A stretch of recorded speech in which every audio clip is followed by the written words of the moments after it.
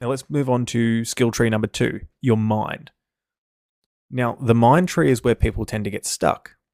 They think mindset means to feel good all the time. No. Mind tree is about being able to function even when your thoughts and feelings are annoying. There's a concept from ACT, acceptance and commitment therapy. It's called psychological flexibility. And in plain language, it's that I can notice what I'm thinking and feeling without being completely controlled by it and still take action towards what matters. So how this works is instead of waiting until you feel confident, what you do is you act while you're still feeling uncertain. And instead of needing motivation, you use systems. So here's a little micro tool for you, and it's a mind tree perk.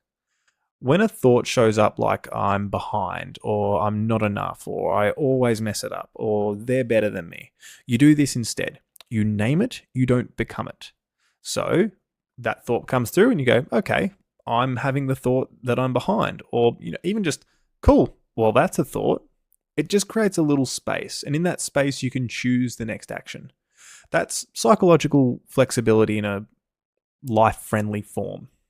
Now, here's the big psychological stat for this episode. It's what this episode is built around, and it's called self-efficacy. And what self-efficacy means is basically, do I believe that I can do the thing? And it sounds obvious, but it actually predicts everything. It predicts whether you even start, how much effort you use, and whether you persist when it gets hard.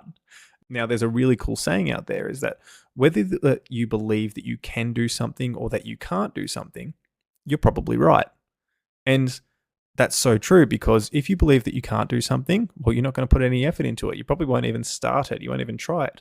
But if you believe that you could do something, well, chances are you're going to consistently try that thing until you get it done because you think you can do it. That's how our brains work.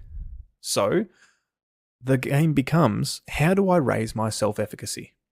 And the answer is mastery experiences. Sounds a bit fancy, but the small wins that prove to your brain that I can actually do reps of this thing.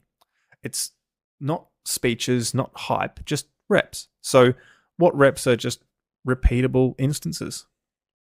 So your mind tree perk is, make your goals small enough that you can get a daily mastery win.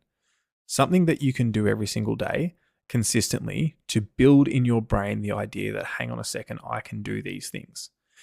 It needs to be big enough that it's somewhat challenging, but small enough that you get that feeling of achievement.